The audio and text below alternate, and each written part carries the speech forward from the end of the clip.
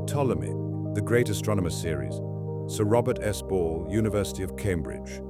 Introduction. Of all the natural sciences, there is not one which offers such sublime objects to the attention of the inquirer as does the science of astronomy. From the earliest ages, the study of the stars has exercised the same fascination as it possesses at the present day.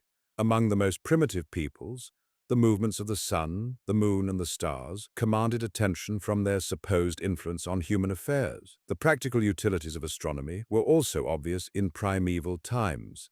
Maxims of extreme antiquity show how the avocations of the husbandman are to be guided by the movements of the heavenly bodies. The positions of the stars indicated the time to plough and the time to sow. To the mariner who was seeking a way across the trackless ocean, the heavenly bodies offered the only reliable marks by which his path could be guided. There was, accordingly, a stimulus both from intellectual curiosity and from practical necessity to follow the movements of the stars. Thus began a search for the causes of the ever-varying phenomena which the heavens display. Many of the earliest discoveries are indeed prehistoric. The great diurnal movement of the heavens and the annual revolution of the sun seem to have been known in times far more ancient than those to which any human monuments can be referred. The acuteness of the early observers enabled them to single out the more important of the wanderers, which we now call planets. They saw that the star-like objects, Jupiter, Saturn, and Mars, with the more conspicuous Venus, constituted a class of bodies wholly distinct from the fixed stars, among which their movements lay, and to which they bear such a superficial resemblance. But the penetration of the early astronomers went even further, for they recognized that Mercury also belongs to the same group, though this particular object is seen so rarely. It would seem that eclipses and other phenomena were observed at Babylon from a very remote period, while the most ancient records of celestial observations that we possess are to be found in the Chinese annals. The study of astronomy, in the sense in which we understand the word, may be said to have commenced under the reign of the Ptolemies at Alexandria. The most famous name in the science of this period is that of Hipparchus, who lived and worked at Rhodes about the year 160 BC. It was his splendid investigations that first wrought the observed facts into a coherent branch of knowledge. He recognized the primary obligation which lies on the student of the heavens to compile as complete an inventory as possible of the objects which are there to be found. Hipparchus accordingly commenced by undertaking, on a small scale, a task exactly similar to that on which modern astronomers, with all available appliances of meridian circles and photographic telescopes, are constantly engaged at the present day. He compiled a catalogue of the principal fixed stars, which is of special value to astronomers, as being the earliest work of its kind which has been handed down. He also studied the movements of the sun and the moon, and framed theories to account for the incessant changes which he saw in progress. He found a much more difficult problem in his attempt to interpret satisfactorily the complicated movements of the planets. With the view of constructing a theory which should give some coherent account of the subject, he made many observations of the places of these wandering stars. How great were the advances which Hipparchus accomplished may be appreciated if we reflect that, as a preliminary task to his more purely astronomical labors, he had to invent that branch of mathematical science by which alone the problems he proposed could be solved. It was for this purpose that he devised the indispensable method of calculation which we now know so well as trigonometry. Without the aid rendered by this beautiful art, it would have been impossible for any really important advance in astronomical calculation to have been effected. But the discovery which shows, beyond all others, that Hipparchus possessed one of the masterminds of all time was the detection of that remarkable celestial movement known as the precession of the equinoxes. The inquiry which conducted to this discovery involved a most profound investigation, especially when it is remembered that, in the days of Hipparchus, the means of observation of the heavenly bodies were only of the rudest description, and the available observations of earlier dates were extremely scanty. We can but look with astonishment on the genius of the man who, in spite of such difficulties, was able to detect such a phenomenon as the precession, and to exhibit its actual magnitude. I shall endeavor to explain the nature of this singular celestial movement, for it may be said to offer the first instance in the history of science in which we find that combination of accurate observation with skillful interpretation, of which, in the subsequent development of astronomy, we have so many splendid examples. The word equinox implies the condition that the night is equal to the day. To a resident on the equator, the night is no doubt equal to the day at all times in the year, but to one who lives on any other part of the earth, in either hemisphere, the night and the day are not generally equal. There is, however, one occasion in spring and another in autumn, on which the day and the night are each 12 hours at all places on the earth. When the night and day are equal in spring, the point which the sun occupies on the heavens is termed the vernal equinox. There is similarly another point in which the sun is situated at the time of the autumnal equinox. In any investigation of the celestial movements, the positions of these two equinoxes on the heavens are of primary importance, and Hipparchus, with the instinct of genius, perceived their significance and commenced to study them. It will be understood that we can always define the position of a point on the sky with reference to the surrounding stars. No doubt we do not see the stars near the sun when the sun is shining, but they are there nevertheless. The ingenuity of Hipparchus enabled him to determine the positions of each of the two equinoxes relatively to the stars which lie in its immediate vicinity. After examination of the celestial places of these points at different periods, he was led to the conclusion that each equinox was moving relatively to the stars, though that movement was so slow that 25,000 years would necessarily elapse before a complete circuit of the heavens was accomplished. Hipparchus traced out this phenomenon and established it on an impregnable basis, so that all astronomers have ever since recognized the precession of the equinoxes as one of the fundamental facts of astronomy. Not until nearly 2,000 years after Hipparchus had made this splendid discovery was the explanation of its cause given by Newton. From the days of Hipparchus down to the present hour, the science of astronomy has steadily grown. One great observer after another has appeared from time to time to reveal some new phenomenon with regard to the celestial bodies or their movements, while from time to time one commanding intellect after another has arisen to explain the true import of the facts of observations. The history of astronomy thus becomes inseparable from the history of the great men to whose labors its development is due. In the ensuing chapters we have endeavored to sketch the lives and the work of the great philosophers, by whose labors the science of astronomy has been created. We shall commence with Ptolemy, who, after the foundations of the science had been laid by Hipparchus, gave to astronomy the form in which it was taught throughout the Middle Ages. We shall next see the mighty revolution in our conceptions of the universe, which are associated with the name of Copernicus. We then pass to those periods illumined by the genius of Galileo and Newton, and afterwards we shall trace the careers of other, more recent discoverers, by whose industry and genius the boundaries of human knowledge have been so greatly extended. Our history will be brought down late enough to include some of the illustrious astronomers who labored in the generation which has just passed away. Ptolemy.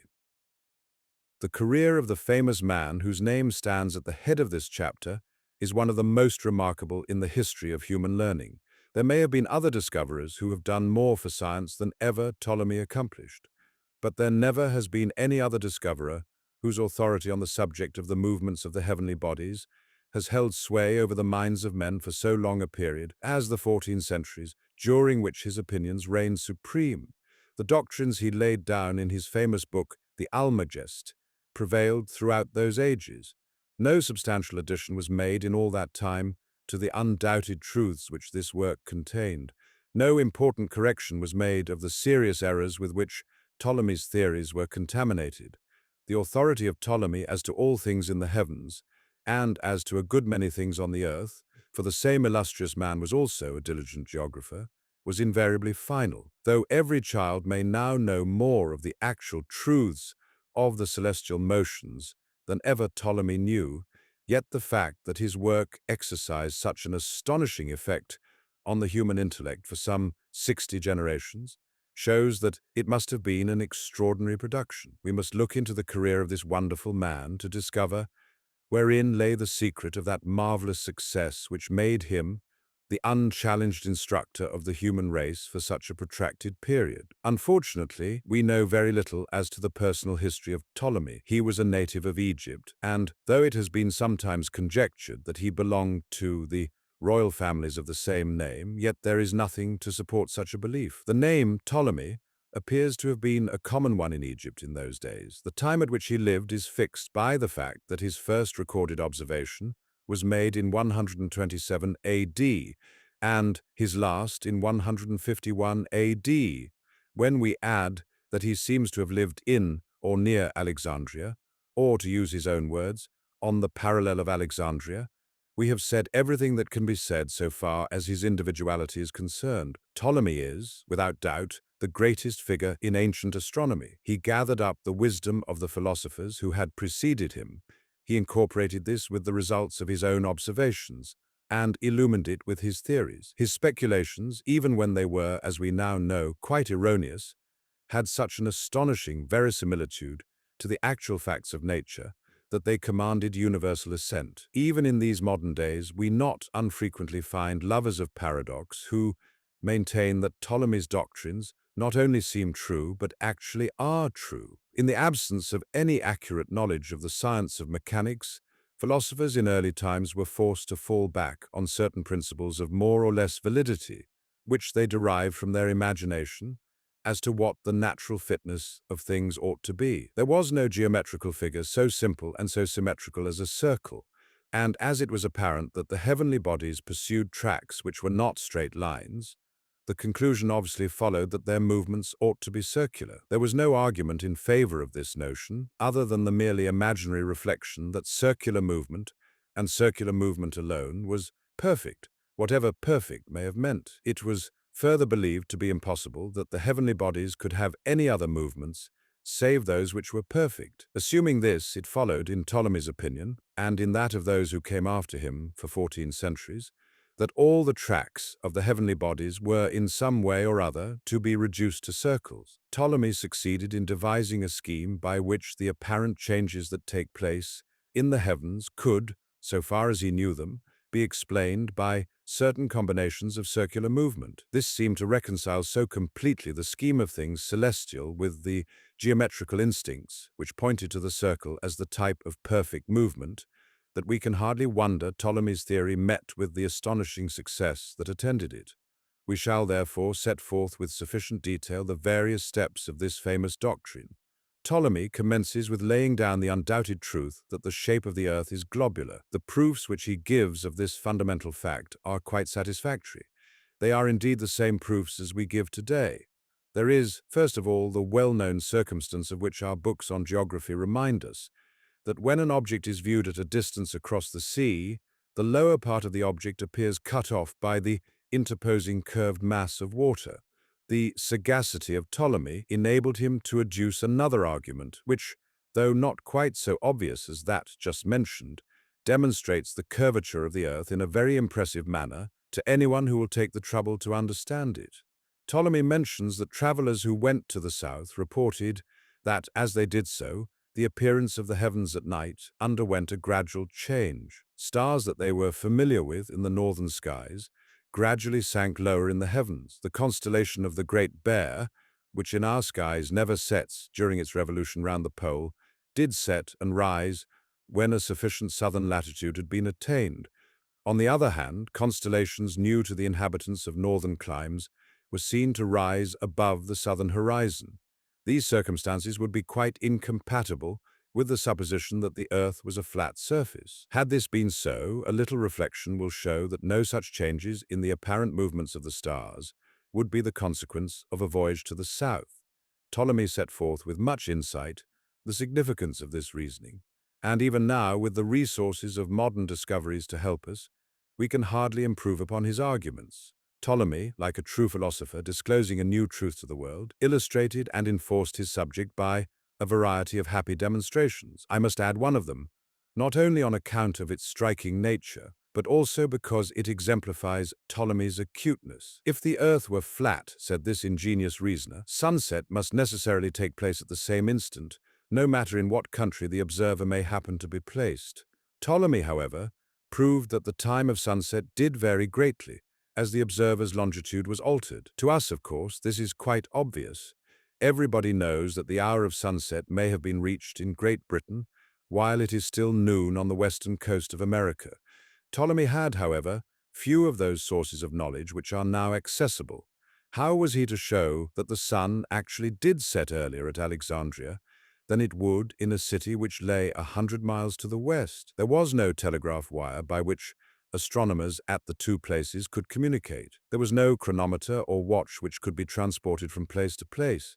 There was not any other reliable contrivance for the keeping of time. Ptolemy's ingenuity, however, pointed out a thoroughly satisfactory method by which the times of sunset at two places could be compared. He was acquainted with the fact, which must indeed have been known from the very earliest times, that the illumination of the moon is derived entirely from the sun. He knew that an eclipse of the moon was due to the interposition of the earth which cuts off the light of the sun. It was, therefore, plain that an eclipse of the moon must be a phenomenon which would begin at the same instant from whatever part of the earth the moon could be seen at the time. Ptolemy, therefore, brought together from various quarters the local times at which different observers had recorded the beginning of a lunar eclipse. He found that the observers to the west made the time earlier and earlier the further away their stations were from Alexandria. On the other hand, the eastern observers set down the hour as later than that at which the phenomenon appeared at Alexandria, as these observers all recorded something which indeed appeared to them simultaneously. The only interpretation was that the more easterly a place, the later its time. Suppose there were a number of observers along a parallel of latitude, and each noted the hour of sunset to be 6 o'clock. Then, since the eastern times are earlier than western times, 6 p.m. at one station A will correspond to 5 p.m. at a station B, sufficiently to the west. If, therefore, it is sunset to the observer at A, the hour of sunset will not yet be reached for the observer at B. This proves conclusively that the time of sunset is not the same all over the earth. We have, however, already seen that the apparent time of sunset would be the same from all stations if the earth were flat. When Ptolemy, therefore, demonstrated that the time of sunset was not the same at various places, he showed conclusively that the earth was not flat. As the same arguments applied to all parts of the earth where Ptolemy had either been himself or from which he could gain the necessary information, it followed that the earth, instead of being the flat plain, girdled with an illimitable ocean, as was generally supposed, must be in reality globular. This led at once to a startling consequence. It was obvious that there could be no supports of any kind by which this globe was sustained. It therefore followed that the mighty object must be simply poised in space. This is indeed an astonishing doctrine to anyone who relies on what merely seems the evidence of the senses, without giving to that evidence its due intellectual interpretation. According to our ordinary experience, the very idea of an object poised without support in space appears preposterous. Would it not fall? We are immediately asked. Yes, doubtless it could not remain poised in any way in which we try the experiment. We must, however, observe that there are no such ideas as upwards or downwards in relation to open space. To say that a body falls downwards merely means that it tries to fall as nearly as possible towards the center of the earth. There is no one direction along which a body will tend to move in space, in preference to any other. This may be illustrated by the fact that a stone let fall at New Zealand will, in its approach towards the Earth's center, be actually moving upwards, as far as any locality in our hemisphere is concerned. Why then, argued Ptolemy, may not the Earth remain poised in space? For, as all directions are equally upward or equally downward, there seems no reason why the Earth should require any support. By this reasoning, he arrives at the fundamental conclusion that the Earth is a globular body freely lying in space and surrounded above, below, and on all sides by the glittering stars of heaven. The perception of this sublime truth marks a notable epoch in the history of the gradual development of the human intellect. No doubt, other philosophers, in groping after knowledge, may have set forth certain assertions that are more or less equivalent to this fundamental truth. It is to Ptolemy we must give credit, however, not only for announcing this doctrine, but for demonstrating it by clear and logical argument. We cannot easily project our minds back to the conception of an intellectual state in which this truth was unfamiliar. It may, however, be well imagined that, to one who thought the earth was a flat plane of indefinite extent,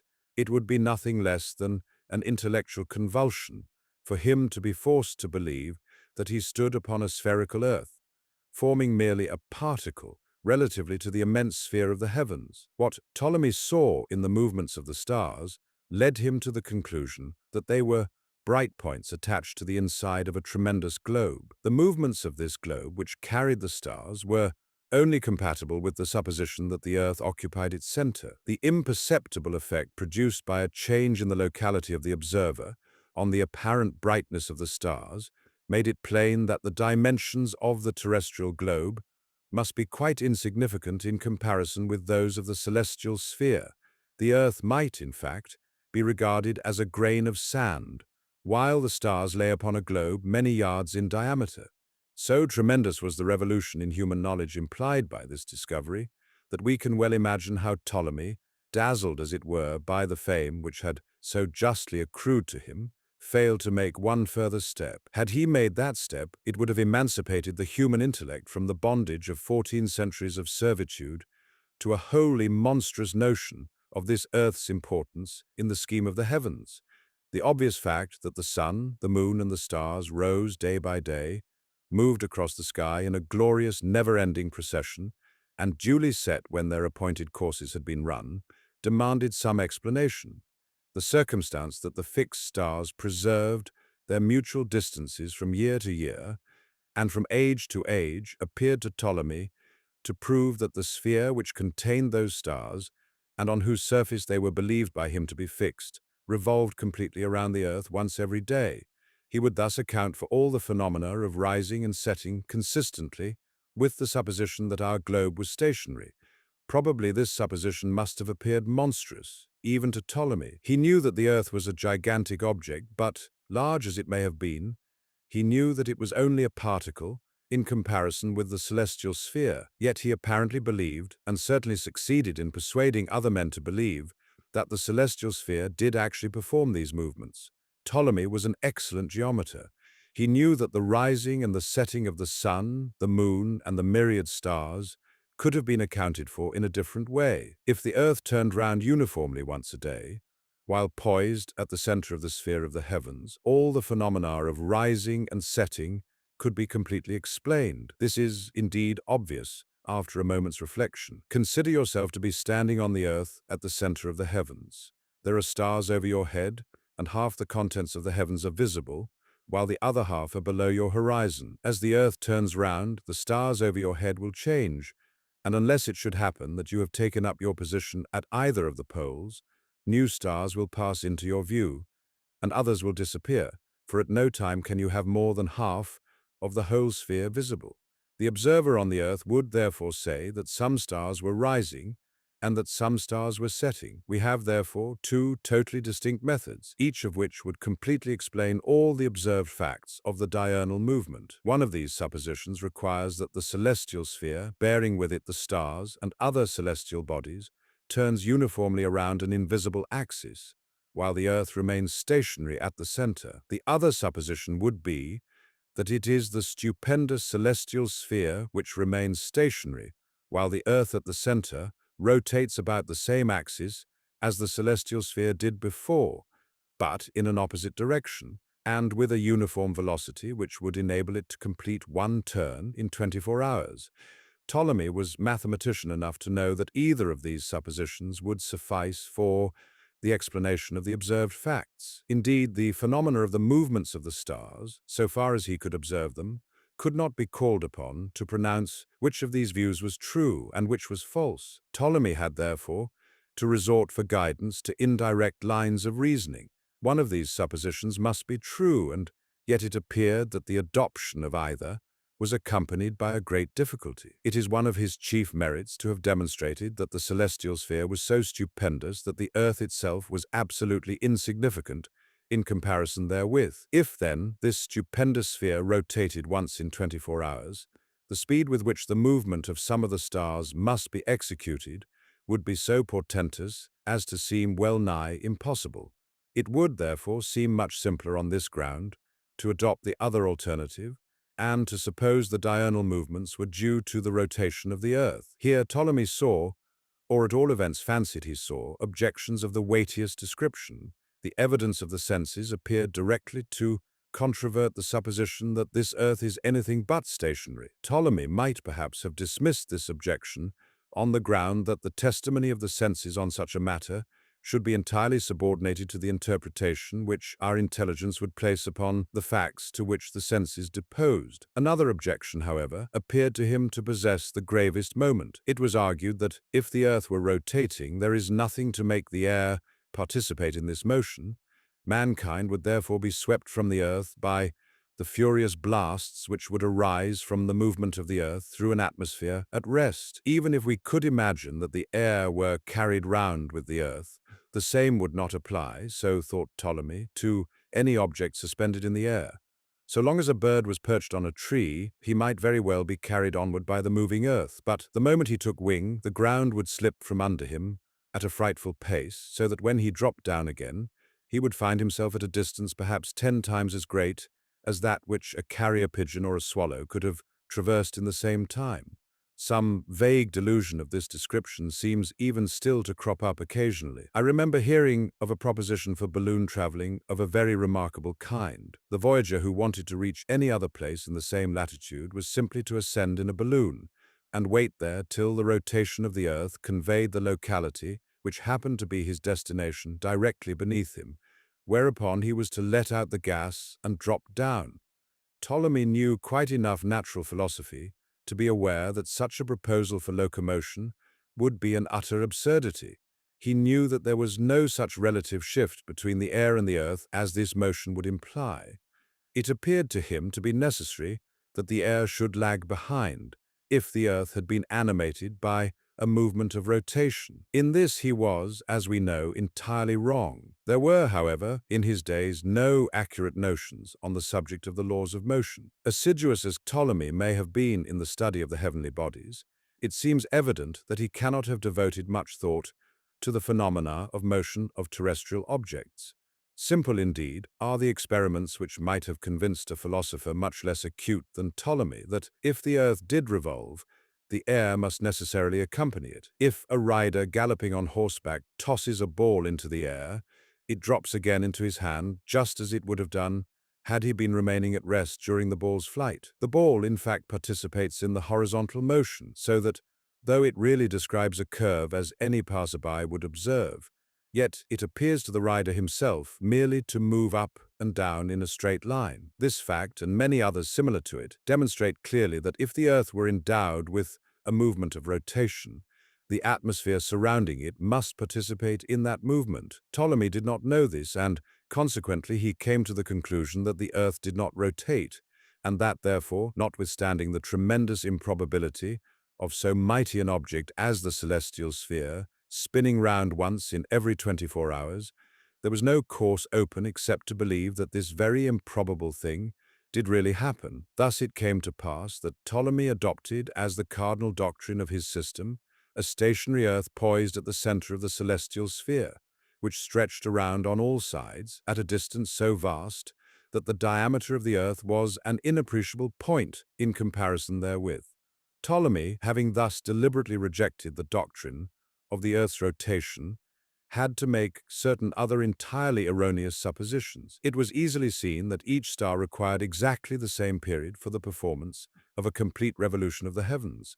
Ptolemy knew that the stars were at enormous distances from the earth, though no doubt his notions on this point came very far short of what we know to be the reality. If the stars had been at very varied distances, then it would be so wildly improbable that they should all accomplish their revolutions in the same time, that Ptolemy came to the conclusion that they must be all at the same distance, that is, that they must be all on the surface of a sphere. This view, however erroneous, was corroborated by the obvious fact that the stars in the constellations preserved their relative places unaltered for centuries. Thus it was that Ptolemy came to the conclusion that they were all fixed on one spherical surface, though we are not informed as to the material of this marvelous setting, which sustained the stars like jewels, nor should we hastily pronounce this doctrine to be absurd. The stars do appear to lie on the surface of a sphere, of which the observer is at the center. Not only is this the aspect which the skies present to the untechnical observer, but it is the aspect in which the skies are presented to the most experienced astronomer of modern days. No doubt he knows well that the stars are at the most varied distances from him. He knows that certain stars are 10 times, or 100 times, or 1,000 times as far as other stars. Nevertheless, to his eye, the stars appear on the surface of the sphere. It is on that surface that his measurements of the relative places of the stars are made. Indeed, it may be said that almost all the accurate observations in the observatory relate to the places of the stars, not as they really are, but as they appear to be projected on that celestial sphere, whose conception we owe to the genius of Ptolemy. This great philosopher shows very ingeniously that the Earth must be at the center of the sphere. He proves that unless this were the case, each star would not appear to move with the absolute uniformity which does, as a matter of fact, characterize it. In all these reasonings, we cannot but have the most profound admiration for the genius of Ptolemy, even though he had made an error so enormous in the fundamental point of the stability of the Earth. Another error of a somewhat similar kind seemed to Ptolemy to be demonstrated. He had shown that the Earth was an isolated object in space, and being such was, of course, capable of movement. It could either be turned round, or it could be moved from one place to another. We know that Ptolemy deliberately adopted the view that the Earth did not turn round. He had then to investigate the other question, as to whether the Earth was animated by any movement of translation. He came to the conclusion that to attribute any motion to the Earth would be incompatible with the truths at which he had already arrived. The Earth, argued Ptolemy, lies at the center of the celestial sphere. If the Earth were to be endowed with movement, it would not lie always at this point. It must therefore shift to some other part of the sphere. The movements of the stars, however, preclude the possibility of this, and therefore the Earth must be as devoid of any movement of translation as it is devoid of rotation. Thus it was that Ptolemy convinced himself that the stability of the Earth, as it appeared to the ordinary senses, had a rational, philosophical foundation. Not unfrequently it is the lot of the philosophers to contend against the doctrines of the vulgar, but when it happens, as in the case of Ptolemy's researches, that the doctrines of the vulgar are corroborated by philosophical investigation, which bear the stamp of the highest authority, it is not to be wondered at that such doctrines should be deemed well nigh impregnable. In this way we may, perhaps, account for the remarkable fact that the theories of Ptolemy held unchallenged sway over the human intellect for the vast period already mentioned. Up to the present we have been speaking only of those primary motions of the heavens by which the whole sphere appeared to revolve once every 24 hours. We have now to discuss the remarkable theories by which Ptolemy endeavored to account for the monthly movement of the moon, for the annual movement of the sun, and for the periodic movements of the planets, which had gained for them the titles of the wandering stars. Possessed with the idea that these movements must be circular, or must be capable, directly or indirectly, of being explained by circular movements, it seemed obvious to Ptolemy, as indeed it had done to previous astronomers, that the track of the moon through the stars was a circle of which the Earth is the center. A similar movement with a yearly period must also be attributed to the sun, for the changes in the positions of the constellations, in accordance with the progress of the seasons, placed it beyond doubt that the sun made a circuit of the celestial sphere, even though the bright light of the sun prevented the stars in its vicinity from being seen in daylight. Thus the movements both of the sun and the moon, as well as the diurnal rotation of the celestial sphere, seem to justify the notion that all celestial movements must be perfect, that is to say, described uniformly in those circles which were the only perfect curves. The simplest observations, however, show that the movements of the planets cannot be explained in this simple fashion. Here the geometrical genius of Ptolemy shone forth, and he devised a scheme by which the apparent wanderings of the planets could be accounted for without the introduction of aught save perfect movements. To understand his reasoning, let us first set forth clearly those facts of observation which require to be explained. I shall take in particular two planets, Venus and Mars, as these illustrate, in the most striking manner, the peculiarities of the inner and the outer planets respectively. The simplest observations would show that Venus did not move round the heavens in the same fashion as the sun or the moon. Look at the evening star when brightest, as it appears in the west after sunset. Instead of moving towards the east among the stars, like the sun or the moon, we find, week after week, that Venus is drawing in towards the sun until it is lost in the sunbeams. Then the planet emerges on the other side, not to be seen as an evening star, but as a morning star. In fact, it was plain that in some ways Venus accompanied the sun in its annual movement. Now it is found advancing in front of the sun to a certain limited distance, and now it is lagging to an equal extent behind the sun. Figure 1.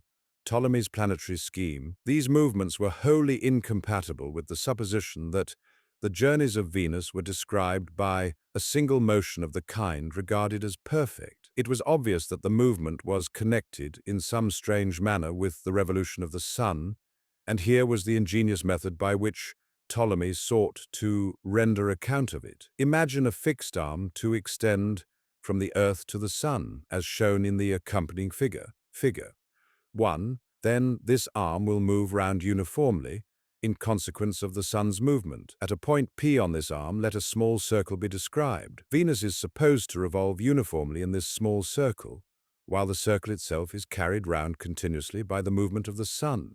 In this way, it was possible to account for the chief peculiarities in the movement of Venus.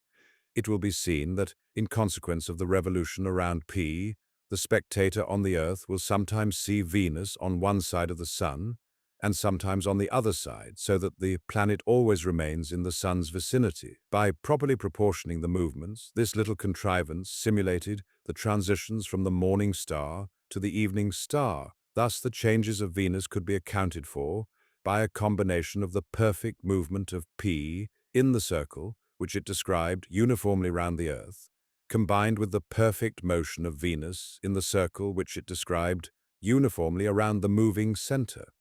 In a precisely similar manner, Ptolemy rendered an explanation of the fitful apparitions of Mercury. Now just on one side of the sun, and now just on the other, this rarely seen planet moved like Venus on a circle, whereof the center was also carried by the line joining the sun and the earth. The circle, however, in which Mercury actually revolved, had to be smaller than that of Venus, in order to account for the fact that Mercury lies always much closer to the sun than the better-known planet. Figure 2. Ptolemy's theory of the movement of Mars. The explanation of the movement of an outer planet like Mars could also be deduced from the joint effect of two perfect motions. The changes through which Mars goes are, however, so different from the movements of Venus that quite a different disposition of the circles is necessary. For consider the facts which characterize the movements of an outer planet such as Mars. In the first place, Mars accomplishes an entire circuit of the heaven. In this respect, no doubt, it may be said to resemble the sun or the moon. A little attention will, however, show that there are extraordinary irregularities in the movement of the planet. Generally speaking, it speeds its way from west to east among the stars, but sometimes the attentive observer will note that the speed with which the planet advances is slackening, and then it will seem to become stationary. Some days later, the direction of the planet's movement will be reversed, and it will be found moving from the east towards the west. At first it proceeds slowly and then quickens its pace until a certain speed is attained, which afterwards declines until a second stationary position is reached. After a due pause, the original motion from west to east is resumed and is continued until a similar cycle of changes again commences. Such movements as these were obviously quite at variance with any perfect movement in a single circle round the Earth. Here again, the geometrical sagacity of Ptolemy provided him with the means of representing the apparent movements of Mars, and, at the same time restricting the explanation to those perfect movements which he deemed so essential. In Figure 2, we exhibit Ptolemy's theory as to the movement of Mars. We have, as before, the Earth at the center and the Sun describing its circular orbit around that center. The path of Mars is to be taken as exterior to that of the Sun.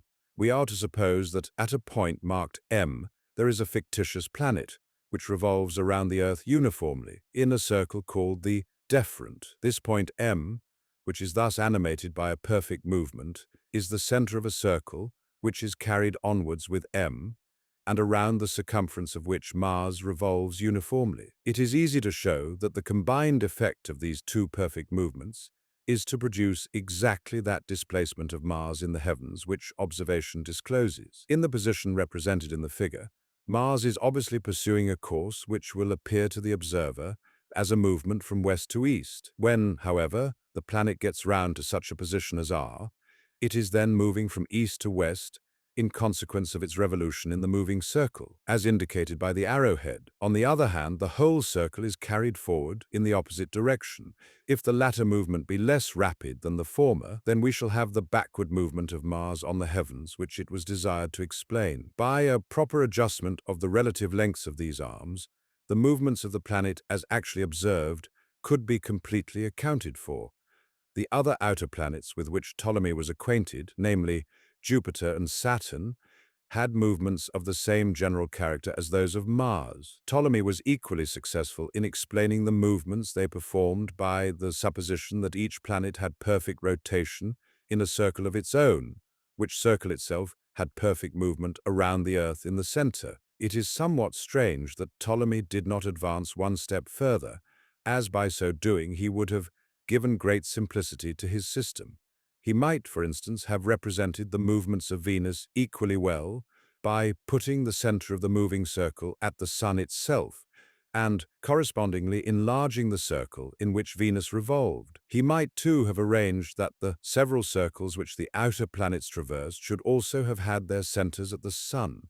The planetary system would then have consisted of an Earth fixed at the center, of a Sun revolving uniformly around it, and of a system of planets each describing its own circle around a moving center placed in the Sun. Perhaps Ptolemy had not thought of this, or perhaps he may have seen arguments against it. This important step was, however, taken by Tycho. He considered that all the planets revolved around the Sun in circles, and that the Sun itself, bearing all these orbits, described a mighty circle around the Earth. This point having been reached, only one more step would have been necessary to reach the glorious truths that revealed the structure of the solar system. That last step was taken by Copernicus.